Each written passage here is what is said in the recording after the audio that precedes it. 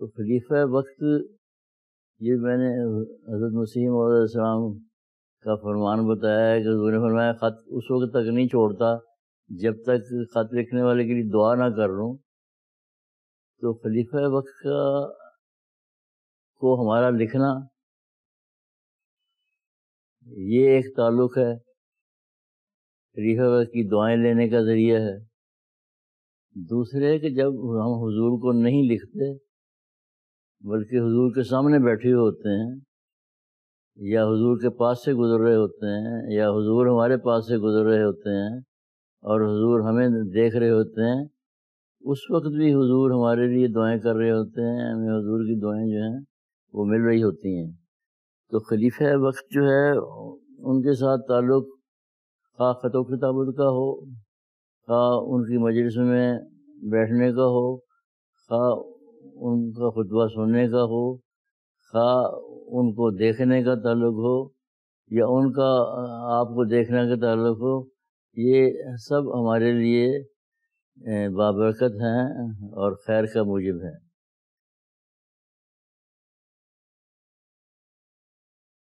سیدنا حضرت خلیفۃ المسیح الثالث رحمہ اللہ نے خدام الاحمدیہ کی ایک تقریب کے دوران خطاب فرماتے ہوئے مکرم چودھری حمید اللہ صاحب کے اوصاف حمیدہ کا ان الفاظ میں ذکر فرمایا: مجھے خوشی ہوئی ہے کہ ایک لمبے عرصے کے بعد ایک ایسے مخلص اور بے نفس نوجوان صدر بنے ہیں جن کا جسمانی رشتہ حضرت مسیح موعود علیہ السلام سے نہیں، اور لیکن جو اللہ تعالیٰ کی توفیق سے اس ذمہ داری کو نبھانے کی اہلیت رکھتے ہیں.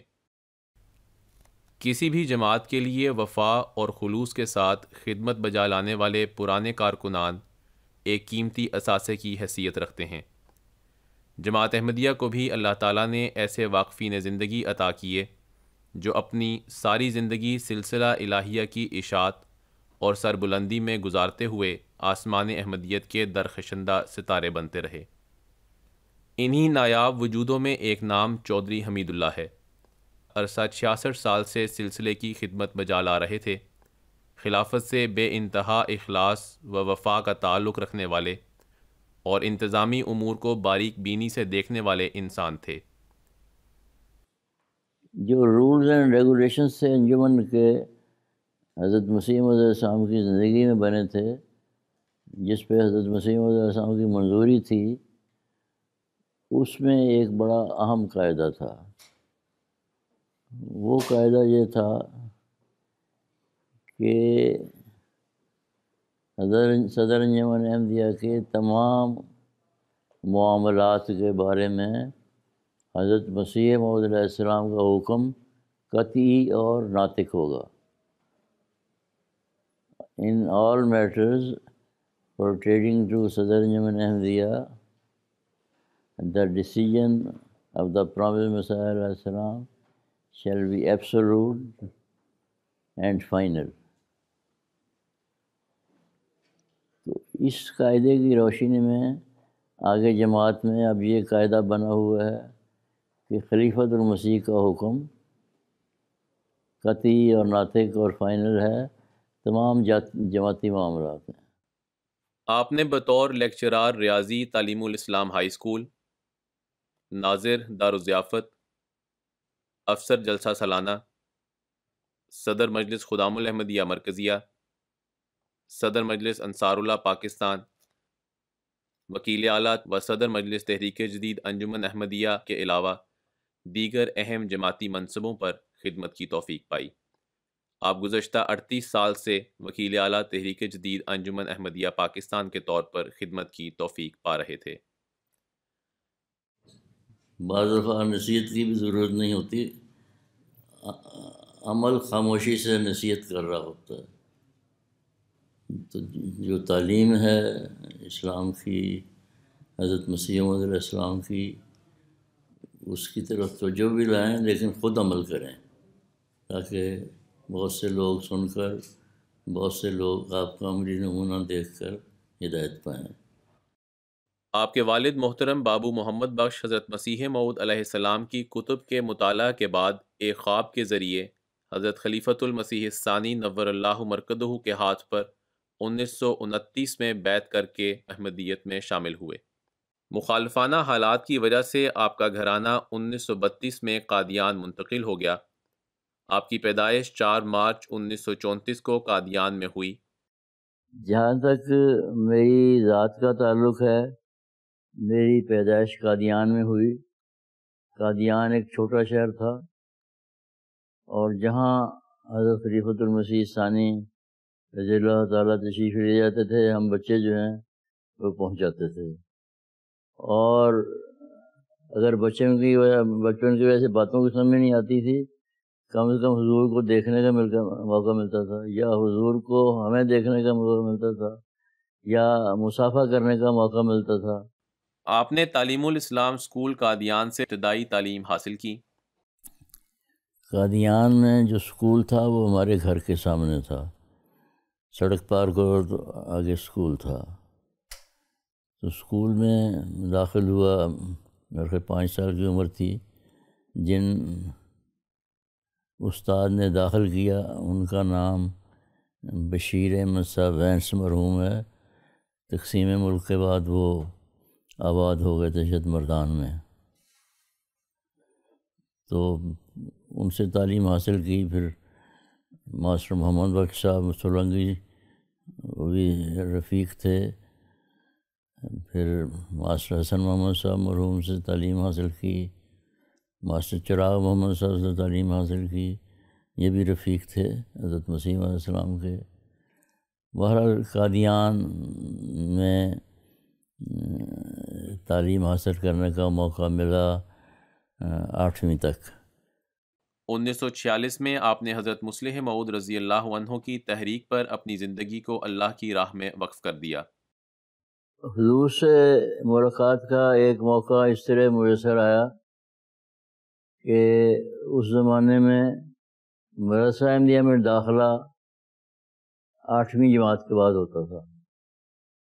1947 میں نے 8ویں جماعت پاس کر لی، تو میری والدہ صاحبہ مجھے لے کر تو حضرت ام وسیم مرحومہ کے گھر لے گئیں، اور ان سے گزارش کی کہ اس نے مڈل پاس کر لی ہے، اور اس وقت مدرسہ احمدیہ داخلہ 8ویں کے پاس ہوتا تھا، تو حضرت صاحب سے یہ پوچھنا ہے کہ آیا اس کو مدرسہ احمدیہ میں داخل کریں یا اسکول میں اپنی تعلیم جاری رکھے۔ تو انہوں نے فرمایا کہ حضور مغرب کی نماز کا وقت ہونے والا ہے، حضور نے میرے گھر سے ہی گزر کے مسجد میں جانا ہے، تو آپ تشریف لائیں جب حضور تو پوچھ لیں۔ کہتے حضور تشریف لائے وہاں، حضور نے پگڑی کوٹ اتاری، وضو کیا، تولیہ سے خشک کیا، پھر پگڑی کوٹ پہنے، تو پھر میری والدہ صاحبہ نے مجھے حضور کی خدمت میں پیش کیا کہ اس کے 8ویں کر لیے تو آگے کیا کریں، اسکول میں جائے یا مدرسہ احمدیہ میں جائے۔ تو حضور نے فرمایا کہ اسکول میں تعلیم جو ہے وہ جاری رکھے۔ ربوہ آ کر سلسلہ تعلیم مزید جاری رکھا اور پنجاب یونیورسٹی لاہور سے ایم اے ریاضی مکمل کیا۔ آپ کو ڈاکٹر عبدالسلام جیسے عظیم ریاضی دان سے شرف تلمذ کا بھی موقع ملا۔ 1955 سے 1974 تک کے درمیانی عرصے میں لیکچرار ریاضی کی حیثیت سے تعلیم الاسلام کالج میں طلباء کو زیور تعلیم سے آراستہ کیا۔ آپ کی شخصیت علم اور انتظامی امور میں مہارت سے آراستہ تھی۔ یہی وجہ ہے کہ آپ کو 1982 سے تاحال بطور وکیل اعلیٰ تحریک جدید خدمات کی توفیق ملتی رہی۔ خلافت سے محبت آپ کی شخصیت کا خاص وصف تھا۔ آپ کی زندگی 4 خلفائے احمدیت کی محبت، شفقت اور خاص توجہ سمیٹتے ہوئے گزری۔ حضرت خلیفۃ المسیح خامس ایدہ تعالیٰ بن نصر العزیز کا روز اول سے میرے ساتھ بڑا شفقت کا، محبت کا، احترام کا سلوک ہے۔ ایک اور چھوٹی سی شفقت، چھوٹی تو نہیں بڑی شفقت ہے، میں لندن گیا ہوا تھا تو حضور سے ملاقات کا وقت گیا، تو لیا تو جو باتیں پوچھنی تھی وہ پوچھ لیں. تو حضور نے اپنی دراز میں سے حضرت مسیح موعود علیہ السلام کی کنگھی جو ہے، جو حضور استعمال فرماتے تھے بالوں کے لیے، وہ مجھے نکال کے میرے ہاتھ میں دی. تو بہت بڑا تبرک تھا، اس کو دیکھنے کا موقع ملا، ہاتھ سے پکڑنے کا موقع ملا. یہ بھی ایک بہت بڑی شفقت ہے جو کم لوگوں کو ملتی ہے. میں وہاں موجود تھا، حضور کو خیال آیا ہوگا کہ اس کو حضرت مسیح علیہ السلام کی کنگھی جو ہے وہ دکھا دیں. آپ کو زندگی میں ملنے والی سعادتوں میں سے سب سے بڑی سعادت مجلس انتخاب خلافت کا صدر ہونے کی صورت میں ملی. 99 میں مرزا خورشید احمد سے مرحوم اور خاکسار لندن گئے تھے حضور کی طبیعت کا حال پوچھنے کے لیے.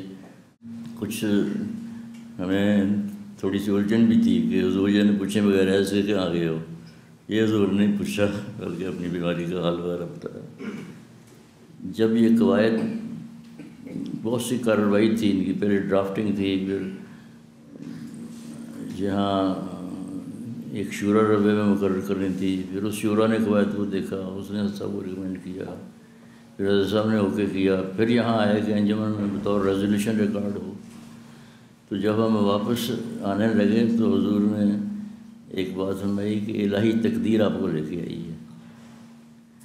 دوسرے جب ہم گئے تو قواعد زیر غور تھے تو حضور نے فرمایا کہ اللہ تعالیٰ نے مجھے بتایا کہ ابھی کچھ وقت باقی ہے.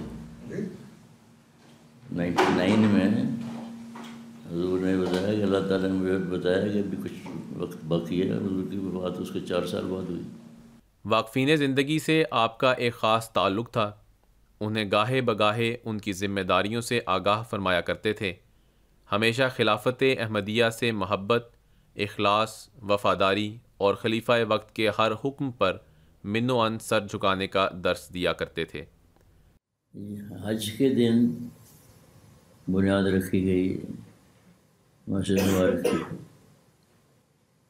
اور ابراہیمی دعائیں بیت اللہ کی تعمیر کے بعد جو حضرت ابراہیم علیہ السلام نے کی تھی ان کو بار بار دہرایا گیا اور دہرانے کی تاکید کی گئی. بنیاد کس ترتیب سے رکھی گئی وہ آپ کو ذہن نشین کروانا چاہتا ہوں. یہ ترتیب جو ہے یہ خلیفہ المسیح ثانی رضی اللہ تعالیٰ عنہ نے خود مقرر کروائی. بنیاد میں حضور کھڑے ہوئے، اس کے بعد لائن جو تھی وہ بنیاد رکھنے میں شریک ہونے والوں کی تھی.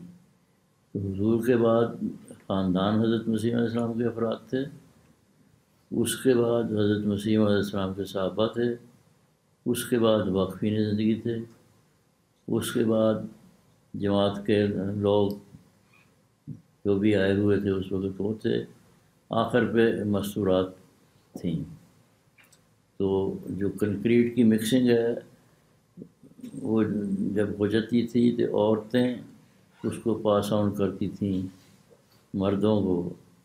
تو جو جماعتوں کے افراد تھے ان کے پاس وہ مکسچر آتی تھی تگاری میں، اس کے بعد واقفین زندگی کے پاس آتی تھی، اس کے بعد صحابہ کے پاس آتی تھی، اس کے بعد خاندان حضرت مسیح کے افراد کے پاس تھی، وہ پھر آگے حضرت صاحب کو دیتے تھے، وہ بنیاد میں ڈالتے تھے.